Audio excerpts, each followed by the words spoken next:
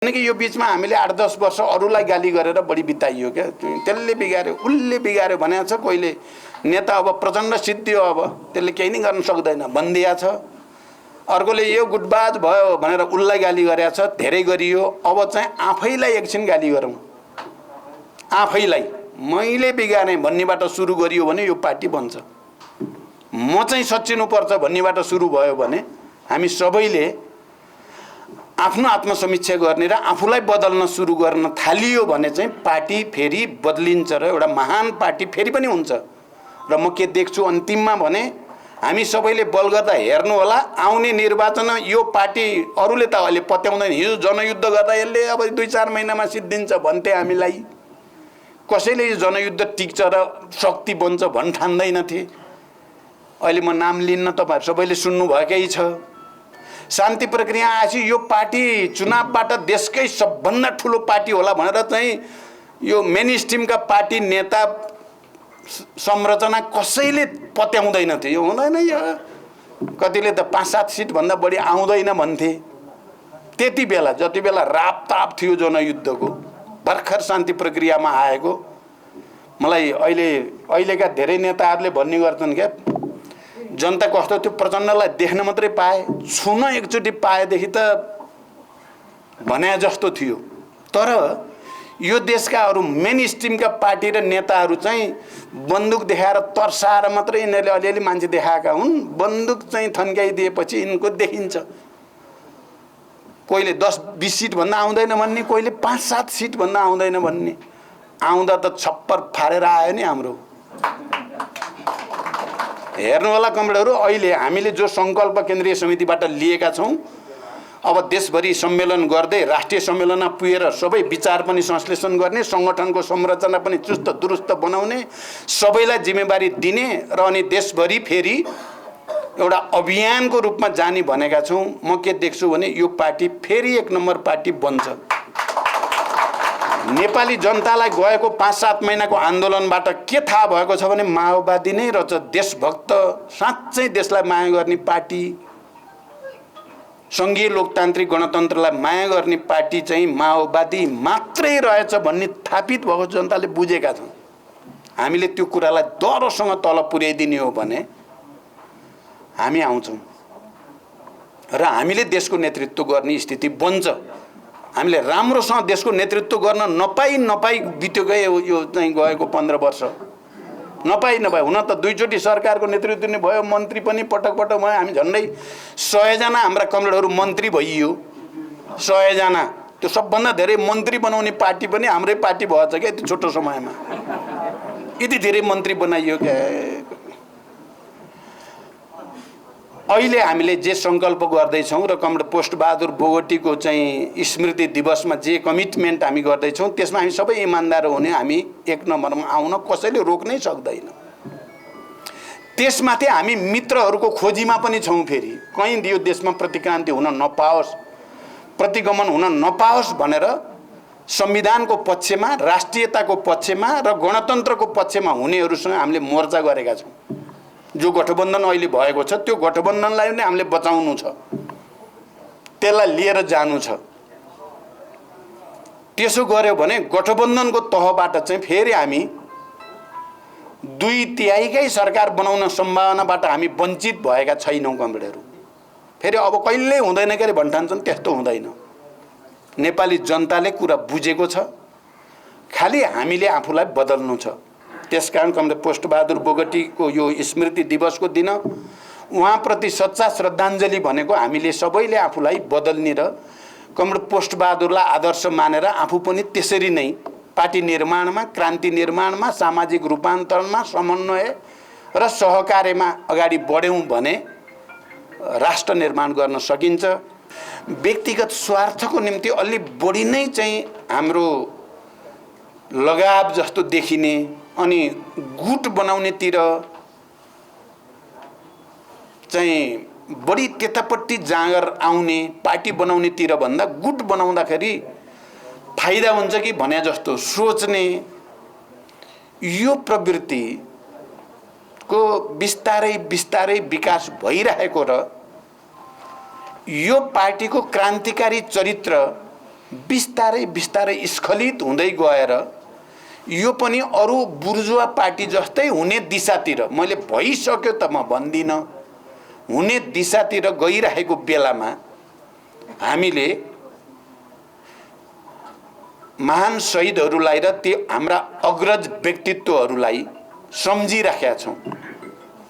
यस्तो परिस्थितिमा हामी यही प्रवृत्तितिर अगाडि बढ्ने हो कि हामी फेरि एकचोटि एउटा महान आदर्शतिर, अहिले हामीले समाजवादी क्रान्तिको रणनीति भनेका छौँ, एउटा नयाँ क्रान्तिको रणनीति अन्तर्गत जनवादी क्रान्तिका पनि बाँकी कामहरू पुरा गर्दै जाने, राष्ट्रिय स्वाधीनताको लडाईँलाई पनि नयाँ उचाइमा उठाउँदै लाने भनेका छौँ। त्यस अनुसारको पार्टी बनाउनको निम्ति हामीले प्रतिबद्धता गर्ने कि नगर्ने भन्ने ठाउँमा हामी छौँ। म कमरेडहरू र सबै मित्रहरूलाई के भन्न चाहन्छु भने भर्खरै हाम्रो पार्टीको केन्द्रीय समितिले एउटा सङ्कल्पका साथ पार्टी कार्यदिशालाई पनि अझ बढी सुस्पष्ट गर्ने, हाम्रो सङ्गठनात्मक संरचनालाई पनि माथिदेखि तलसम्म वैज्ञानिक वस्तुवादी बनाउने आदर्श उन्मुखतातिर लैजाने, हाम्रो कार्यशैलीलाई पनि फेरि जनतातिर फर्किने कार्यशैली, हाम्रा शहीद परिवारहरू, बेपत्ता योद्धाका परिवारहरू, घाइते अपाङ्गहरू र हिजो हामीलाई यो परिवर्तनको लडाईँमा साथ दिने श्रमजीवी जनताका घर दैलोमा फेरि हामी फर्किने र त्यहाँ गएर आत्मसमीक्षा गर्ने। हामीले भन्ने हामी अलिकति बाटो बिराए जस्तो भयो हामी, तर हामी त फेरि उनै मान्छे हौँ जसले हिजो हाँसी हाँसी बलिवेदीमा उत्रेका थियौँ, तिनै मान्छे हौँ हामी। हाम्रा अग्रजहरू जो शहादत प्राप्त गरे या मृत्युवरण गरे, हामी तिनैका उत्तराधिकारीहरू हौँ भनेर फेरि जनतामा जाने सङ्कल्प हामीले गरेका छौँ। र त्यसपछिका हाम्रा स्थायी समितिका बैठकहरू र हिजो मात्रै पनि हामीले केही महत्त्वपूर्ण वर्षौँदेखि थातिरहेका कामहरू टुङ्ग्याउनेतिर हाम्रा स्थायी समितिका लिडरहरू र हामीहरू सबै लागेका छौँ। हाम्रो एकतामा आएका तर जिम्मेवारी नपाएका सबैलाई जिम्मेवारी दिने र सबैलाई चाहिँ भूमिका दिने निर्णय हामीले गऱ्यौँ। हामीले पार्टीलाई क्रान्तिकारी बनाउनको निम्ति आवश्यक पर्ने संरचना, निर्वाचन, निर्देशिका, नियमावली, विधि पद्धतिलाई विकास गरेर चल्नुपर्छ। हामी एउटा विशाल पार्टी हो। यो नेता र कार्यकर्ताको सङ्ख्याको कुरा गर्ने हो भने, आन्दोलनमा समर्पण र बलिदानको भावनाको कुरा गर्ने हो भने अहिले पनि माओवादी केन्द्र देशको सर्वाधिक विशाल पार्टी हो। यसको तुलना अरू कसैसँग नि हुँदैन। र यो बीचमा हामीले के कुरा देख्यौँ र प्रमाणित भयो भने क्रान्ति आन्दोलनमा जाने भनेपछि अहिले पनि जुरमुराएर उठ्ने नेता कार्यकर्ताहरू यही पार्टीमा सर्वाधिक रूपमा विद्यमान छन्। हामीले पुस 5 गतेको प्रतिगमन, संसद विघटन सहित जे गर्न खोजियो त्यसका विरुद्ध आन्दोलनको हामीले नेतृत्व गऱ्यौँ र हामीले के देख्यौँ भने हाम्रा समर्थक शुभचिन्तक जनता पनि क्रान्ति आन्दोलन भनेपछि अहिले पनि त्यसरी नै लाखौँको सङ्ख्यामा सडकमा आउनमा तयार रहेछन्। हामी अलिअलि बिग्र्यौँ कि भनेर हामीले ठानेको जनता बिग्रेको होइन, ग्राउन्ड लेभलको कार्यकर्ता बिग्रेको पनि होइन, बिग्रेको हामी अलि माथि आएका नेताहरू हो। गुट गर्दै हिँड्न रमाउने चाहिँ हामी अलि माथिका नेता हो, तलका होइन भन्ने साबित भयो। ती लाखौँ जनता सडकमा आएर प्रतिगमनलाई हराउनै पर्छ, प्रतिक्रान्तिलाई रोक्नै पर्छ भन्ने जसरी आए, त्यसले के देखायो भने यही पार्टी नै अझै पनि रूपान्तरणको सम्भावना भएको एकमात्र पार्टी हो। देशलाई नेतृत्व गर्न सक्ने र देश निर्माण गर्न सक्ने तागत, विचारको तागत, सङ्गठनको तागत, समर्पण र त्यागको तागत यही पार्टीसँग छ भन्ने कुरा पछिल्ला दिनमा राम्रै प्रमाणित भयो। र हामीले आत्मसमीक्षा गर्दै गर्दा मैले चाहिँ के बुझेको छु र मैले के भन्न जोड गरिराखेको छु, यो बीचमा तपाईँहरूले सुनिराख्नु भएको छ भने जनताबाट सिक्ने हो। जनताले सिकाइदियो हामीलाई। यो प्रतिगमन विरोधी आन्दोलन मार्फत आम नेपाली जनताले हामीलाई सिकायो कि हामी नेतृत्व गर्नेहरूले भुल गरिरहेका छौँ है, गलत बाटोतिर हाम्रो पाइलाहरू छन्, हामी सच्चिनुपर्छ भनेर जनताले सिकाएको हो र हामी जनतातिर फर्कने प्रतिबद्धता सहित, पार्टीलाई क्रान्तिकारी बनाउने प्रतिबद्धता सहित हामी अहिले यहाँ उपस्थित छौँ। र मैले भने त्यसपछिका हाम्रा सबै बैठकहरू अलिक गम्भीर ढङ्गले पार्टी पुनर्निर्माणको, पार्टीलाई क्रान्तिकारी रूपान्तरण गर्ने र नेपाली जनताले आशा अपेक्षा गरे अनुसार त्यसलाई पुरा गर्ने उद्देश्यका साथ हामी समर्पित हुनुपर्छ, त्याग गर्नुपर्छ भन्नेमा हामी आइपुगेका छौँ। फेरि म कमरेड पोस्टबहादुर बोगटी जस्ता एउटा आदर्श व्यक्तित्व, राष्ट्रिय व्यक्तित्वलाई स्मरण गर्दै गर्दा म तपाईहरू सबै कमरेडहरू र देशभरि यो कार्यक्रम सुनिराख्नुभएका कमरेडहरू र आम जनतासँग अपिल गर्न चाहन्छु, हामी यो देशलाई प्रगतितिर, यो देशका सबै उत्पीडित वर्ग, जाति, क्षेत्र, लिङ्ग, समुदायका हक अधिकार फेरि एकचोटि स्थापित गर्नेतिर बुर्जुवाहरूले जसरी चाहिँ निर्वाचनलाई या शासनलाई पुरानै तरिकाले चलाउन जमर्को गरेका छन्, या संविधानमा कयौं त्यस्ता प्रावधानहरू छन्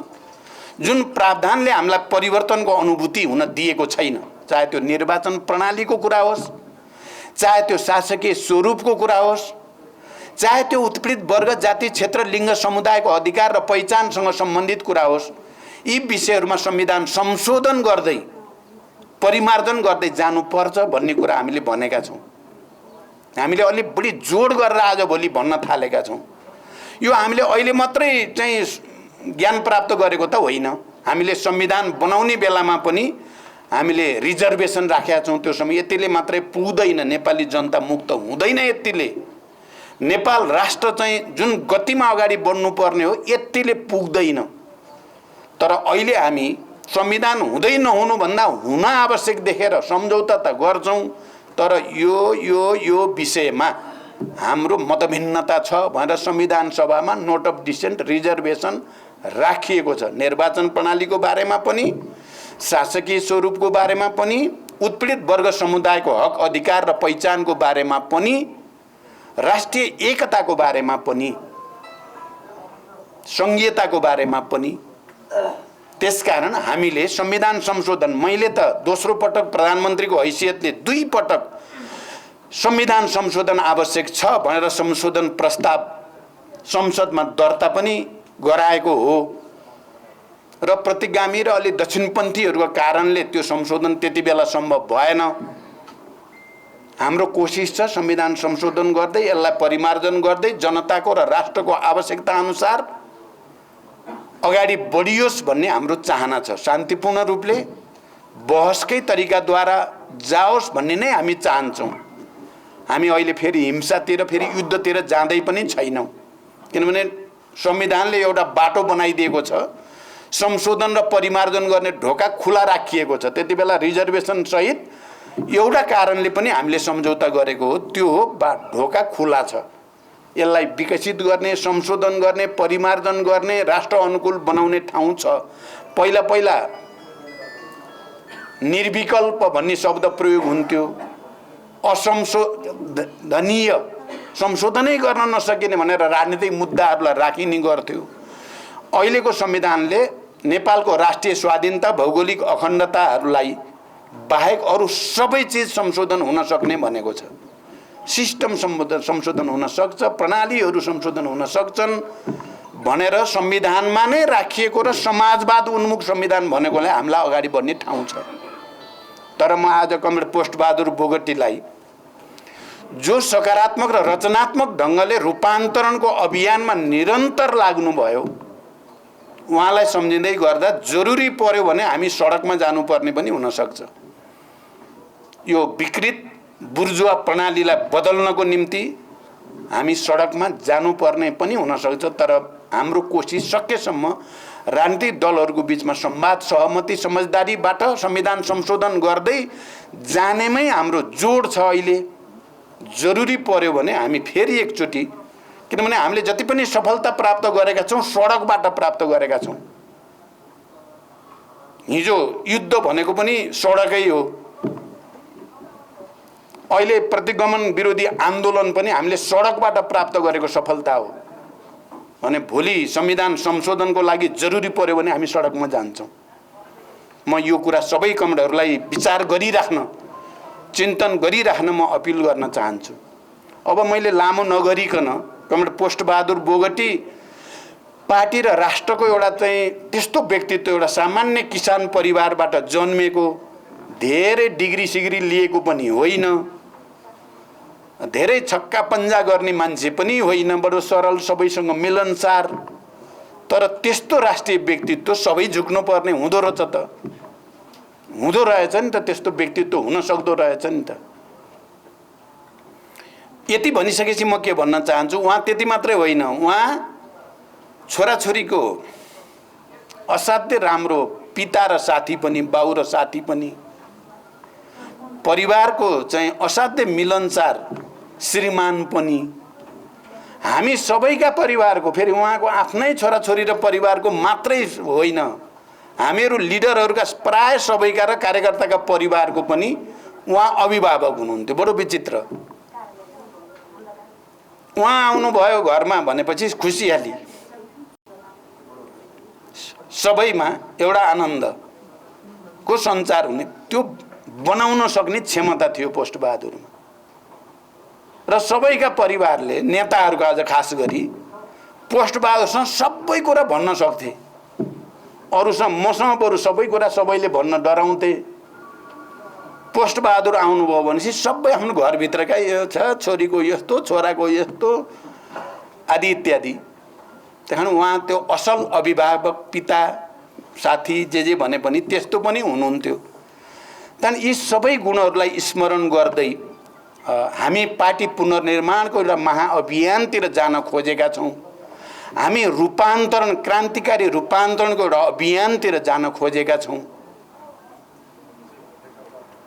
त्यसमा हामी सबैले एकचोटि गहिरो चिन्तन गरेर आफूलाई, किनकि यो बिचमा हामीले 8-10 वर्ष अरूलाई गाली गरेर बढी बिताइयो क्या, त्यसले बिगार्यो, उसले बिगार्यो भनेको छ। कोहीले नेता अब प्रचण्ड सिद्धियो, अब त्यसले केही नै गर्न सक्दैन भनिदिया छ, अर्कोले यो गुटबाज भयो भनेर उसलाई गाली गरेको छ, धेरै गरियो। अब चाहिँ आफैलाई एकछिन गाली गरौँ, आफैलाई मैले बिगारेँ भन्नेबाट सुरु गरियो भने यो पार्टी बन्छ।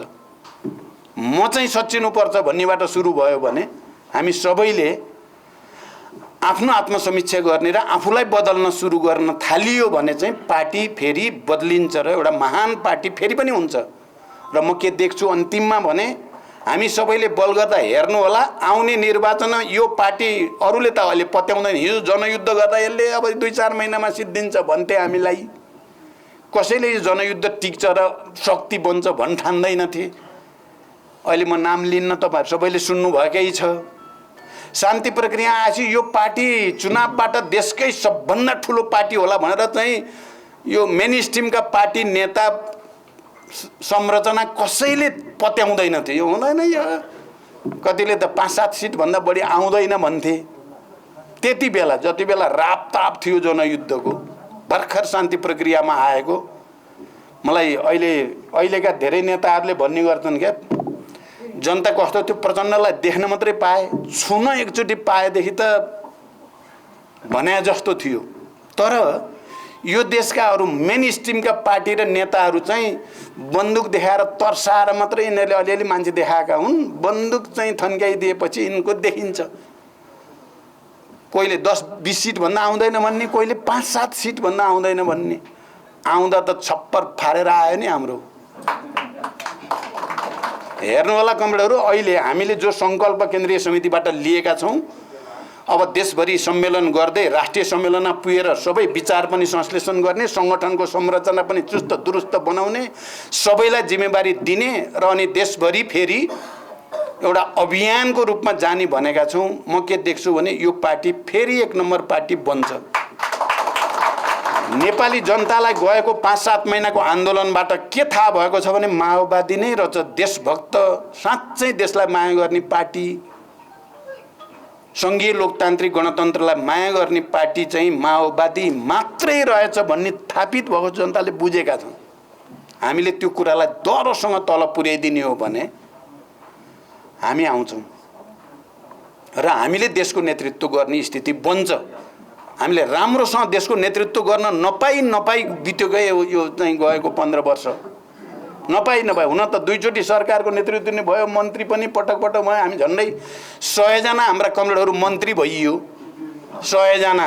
त्यो सबभन्दा धेरै मन्त्री बनाउने पार्टी पनि हाम्रै पार्टी भएछ क्या यति छोटो समयमा, यति धेरै मन्त्री बनाइयो क्या। अहिले हामीले जे सङ्कल्प गर्दैछौँ र कमरेड पोस्टबहादुर बोगटीको चाहिँ स्मृति दिवसमा जे कमिटमेन्ट हामी गर्दैछौँ त्यसमा हामी सबै इमान्दार हुने, हामी एक नम्बरमा आउन कसैले रोक्नै सक्दैन। त्यसमाथि हामी मित्रहरूको खोजीमा पनि छौँ। फेरि कहीँ यो देशमा प्रतिक्रान्ति हुन नपाओस्, प्रतिगमन हुन नपाओस् भनेर संविधानको पक्षमा, राष्ट्रियताको पक्षमा र गणतन्त्रको पक्षमा हुनेहरूसँग हामीले मोर्चा गरेका छौँ। जो गठबन्धन अहिले भएको छ त्यो गठबन्धनलाई नै हामीले बचाउनु छ, त्यसलाई लिएर जानु छ। त्यसो गर्यो भने गठबन्धनको तहबाट चाहिँ फेरि हामी 2/3 सरकार बनाउन सम्भावनाबाट हामी वञ्चित भएका छैनौँ कमरेडहरू। फेरि अब कहिल्यै हुँदैन के अरे भन्ठान्छन्, त्यस्तो हुँदैन। नेपाली जनताले कुरा बुझेको छ, खालि हामीले आफूलाई बदल्नु छ। त्यसकारण कमरेड पोस्टबहादुर बोगटीको यो स्मृति दिवसको दिन उहाँप्रति सच्चा श्रद्धाञ्जली भनेको हामीले सबैले आफूलाई बदल्ने र कमरेड पोस्टबहादुरलाई आदर्श मानेर आफू पनि त्यसरी नै पार्टी निर्माणमा, क्रान्ति निर्माणमा, सामाजिक रूपान्तरणमा, समन्वय र सहकार्यमा अगाडि बढ्यौँ भने राष्ट्र निर्माण गर्न सकिन्छ। यही विश्वास व्यक्त गर्दै बिदा हुन्छु। धन्यवाद। अभिवादन।